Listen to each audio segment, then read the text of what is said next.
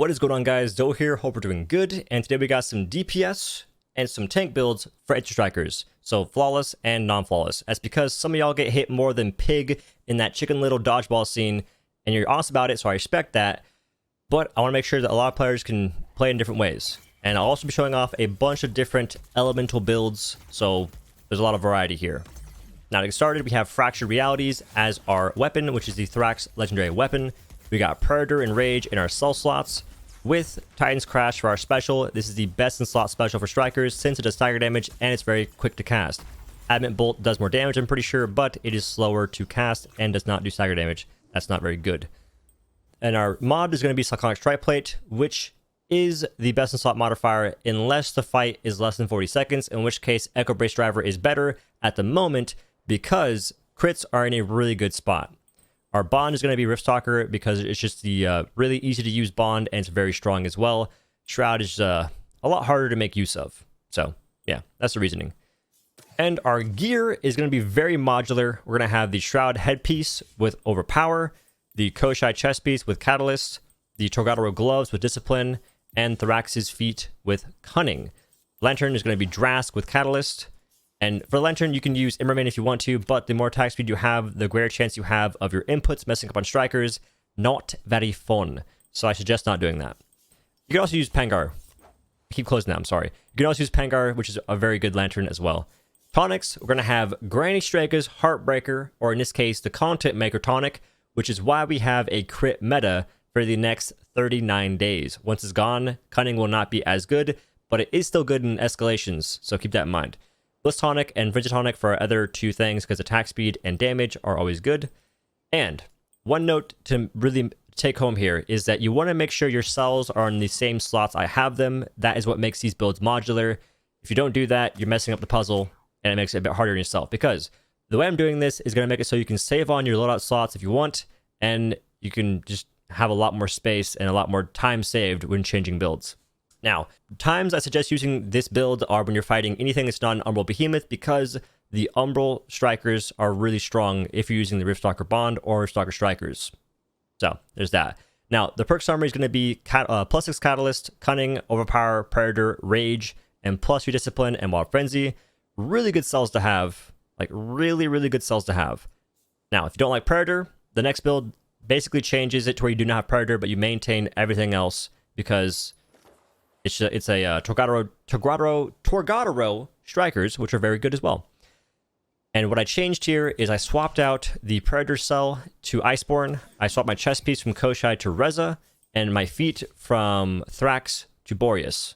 That's all I changed, and all I got rid of was Predator, and I replaced it with Iceborne. Now, Torgadoro Strikers are very good because the bond you'll be using is going to be Hellion. You can use Targ, but it's not very good because of how it works. But it's an option if you want to, I guess, spice things up. Even though it's like spicing it up with freaking tamed jalapenos. It's not very spicy. Whatever. The main thing you want to use is going to be the Hellion Bond, because that's very, very good. And this is going to be used against Frost Behemoths and or anything that's not a Fire Behemoth. That's like the main thing you want to do. Even though the power balance in this game is not really that important anymore, it's still kind of important, I think. I'm not sure. I don't do the math in this game. I'm just assuming. But yeah, this is using Iceborne. You can use pretty much this exact same build with the Riftstalker weapons, but you might need to change one thing, because this has Overpower on the bond, whereas Riftstalker bond is Wild Frenzy. But it's pretty much the same kind of build. And just to add a little bit more variety, I'm making a build that does not have Predator and also does not have Iceborne. Since in escalation, there's passive lifesteal, so you don't really need Iceborne after a certain point once you get power boost. And Predator isn't always the best option since you'll get hit a lot. That's how it goes. So this build, here's the template. You have Discipline and Rage as the cells. And then you got Shroud Helmet didn't change, Reza chest piece with Catalyst, Tor gloves with Discipline, and Thrax feet with Berserker. And of course Catalyst again. So no Iceborne, no Predator, and just to give you a little bit of a different option if you want. I don't really use Rage Hunter since I don't think it's that great in a lot of fights unless you're in like a certain trial. That's why there's no Rage Hunter. Moving on, we're going to have the Pangar's Punishers. This is using the Pangar weapon, which is currently busted because the unique effect is once charged, your next attack places a frost brand that deals 3000 frost damage after 30 seconds. If you break it, it deals an extra 50% damage. It's just busted, bro. This is insane. This is so broken, you can basically use the Pangar Punishers, which are a frost weapon, on a frost behemoth, and it's not a big deal because you just do that much damage. Like, it's just so strong. And the only downside here is there is no frost legendary weapon, and you also have Knockout King on the weapon. Knockout King's not that good. It's just not that useful. Like, there's like one niche which is using it for Leylik barrages, but even then it's kind of like meh. And you also have a defense cell, which means you have to use a defense cell or a defense slot, so you have to use a defense cell. In my case, I'm using Parasitic because that is, I think, the best defense cell if you only have space for a single +3 cell. And everything else is roughly the same, except you're stuck with Knockout King and Parasitic, like I said. So, yeah. Moving forward, we're going to have the Agents of Decay, which is going to be the Agarus Legendary Strikers. Yeah. So, here, it's roughly the same thing. Our bond choices are a bit more plentiful and a bit more options here for a couple different reasons. Careback is your best in slot for damage because it's really freaking strong.